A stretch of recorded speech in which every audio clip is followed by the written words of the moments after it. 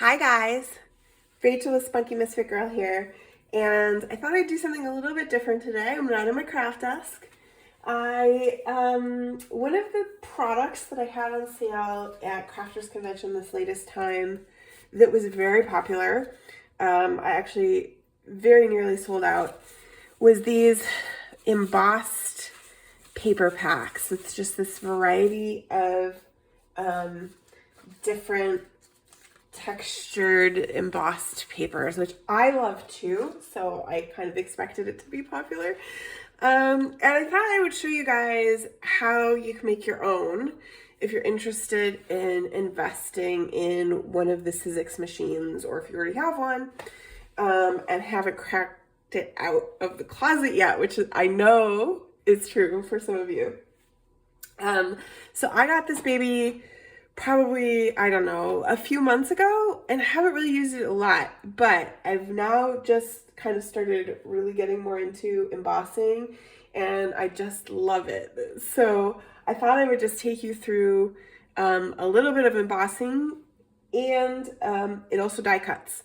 So again, that's something that I've done even less of, just because I don't really use a lot of die cuts in my work, but I just got a die that makes the whale tail tabs, so I will try that die out for the first time with you here too and show you how that works. It's really pretty easy. So this is the electric version of the Sizzix. I know a lot of people like the manual crank. I opted to go for the electric just because as I'm getting older, something that requires a lot of manual pressure for me isn't ideal. And, I cut bookboard as well sometimes for my journals, and that's a lot of work as well. So I just wanted something that was going to be relatively easy, and this thing is great. So for embossing, then of course you do have to also invest in your folders, and most of the ones that I have at this point are Sizzix brand folders, and most of my favorites are these like super 3D ones, and they come out really beautifully. And I have, a few of these, not too many at this point, but I grabbed my favorites, and they are a little pricey. So if you can find them secondhand at a thrift store or Goodwill, then that's great on you. So all it takes, and so then you get this big base guy comes with the Sizzix, and so do the plates. And the plates do start getting warped as you're using them. Not a big deal. You just replace them when they become unusable. And you can also see the outlines of some of the die cuts that I've used in the past that do get sort of etched into there as well. So one of the things that I've been doing now lately that I've really been enjoying is embossing on these craft paper doilies that I have. And I'm going to add those to my paper packs. So let's take one of these guys. Let's try this one.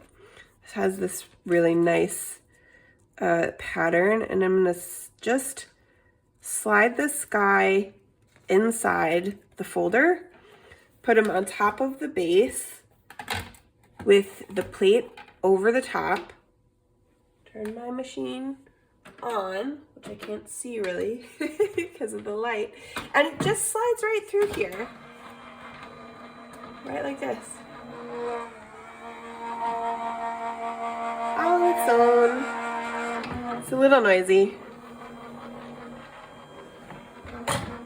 And then it comes up the back, and I've got it a little bit too far back here. And let's take a look at what that looks like. Woo! Don't you love that? So pretty. I'm in love with embossed papers, you guys. So let's just take a look at one more. I've got this super pretty silver paper. What should we put on it? Some snowflakes. Put some snowflakes on it. So this is also a Sizzix embossing folder.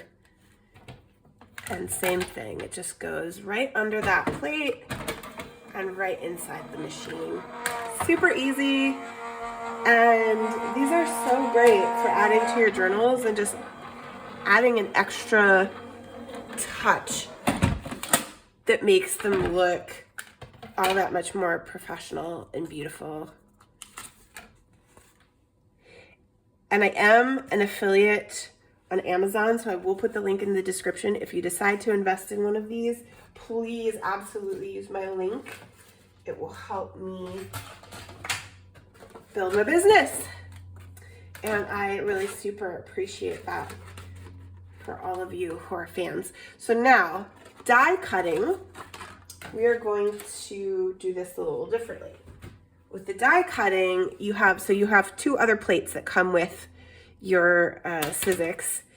And for the die cutting, and they show you, it just shows you the different style of the die cut, the different style of the embossing folder, exactly what to do with them, right? So the 3D ones are the way that I've been doing this with just the one on top. Some of these ask for one on top and one on the bottom like this. If they're a little less, I don't know what the word is, they're a little less raised, a little less power to them. So for die cuts, this one is for cutting, this green one, and it shows us, and this is not a Sizzix die that I'm using, so I'm gonna kind of guess the thinlets go underneath your paper, the framelets go on top, and they all get this guy on top of your base. So I'm gonna do this one underneath too with this guy, and I'm gonna try this guy on top, I think, and see how that goes. So this is my whale tail die, and it also comes with this little thing that makes the reinforcers for the holes. So I've got just a piece of craft cardstock that I'm using with this, and we'll see how this comes out. I'm not an expert with the die cutting yet.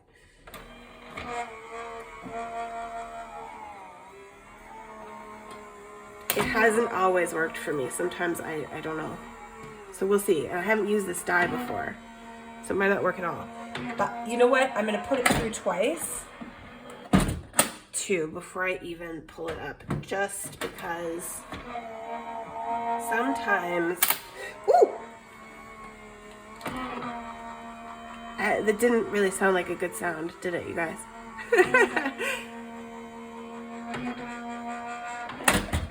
All right, let's take a look. Did this work at all? Oh yeah. Oh yeah. I like when I'm not sure if it's gonna work, and it does. Look at that.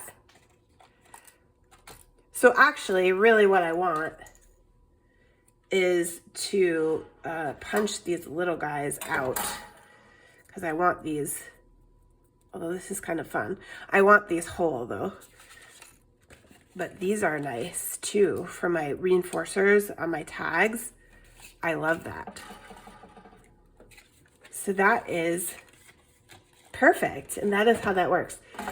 That's your Sizzix electric switch, you guys. Thank you so much for watching. Don't forget to like and subscribe, and I will see you next time.